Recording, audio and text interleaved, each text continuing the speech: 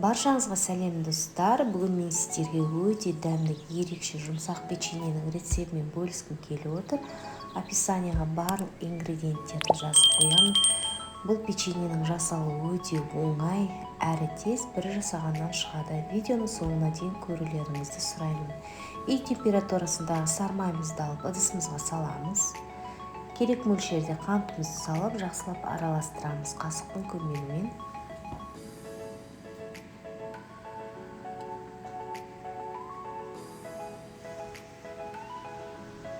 Енді бізге қажеті бір жұмыртқа. Бір жұмыртқамызды алып, жақсылап араластырамыз.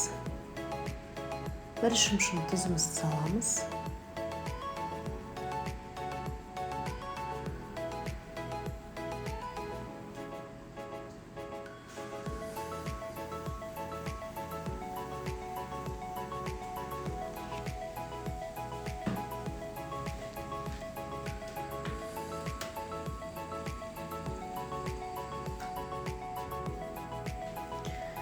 Енді барлығын араластырып болғаннан кейін бізге вареный сгущенка қажет болады.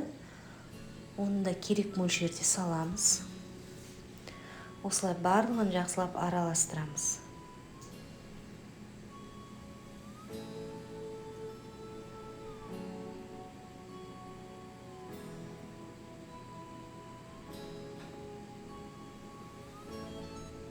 Қамыр қопсытқышымызды саламыз.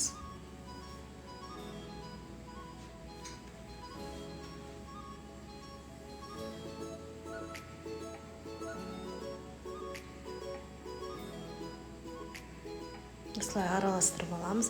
Енді керек мөлшерде ұнымызды өлшеп, електен өткізіп, ұнның жартысын саламыз.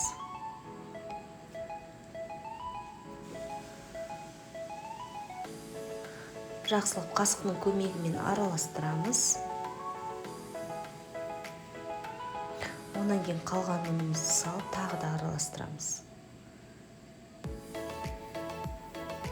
Енді қамырымызды қолымызбен илейміз. Басын біріктіріп, жақсылап илеп аламыз.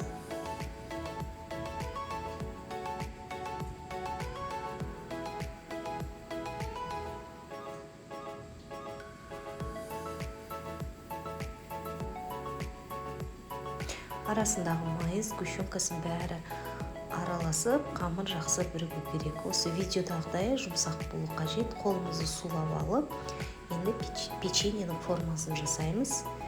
Пергамент қағазын төсеп, осылай дөңгелектеп печеньенің формасын жасаймыз. Барлық қамырды осылай реттеп қойып шығамыз.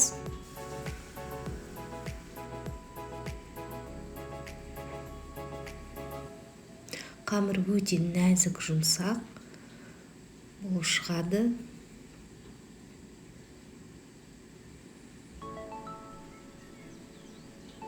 Қолға жабысып жатса, кішкене сулап жіберіп, немесе майлап жіберіп, дөңгелектеп осылай қойып шығасыздар.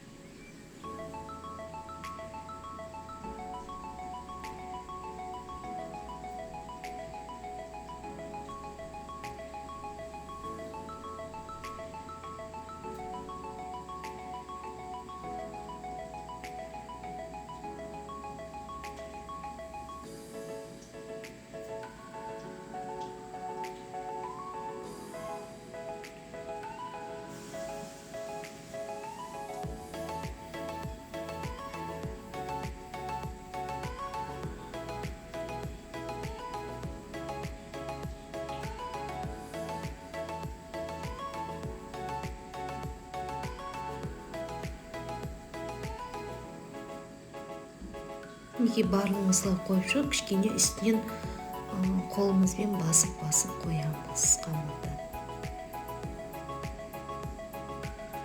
Осы рецептпен дайындасаңыздар 25 штуктай шығады.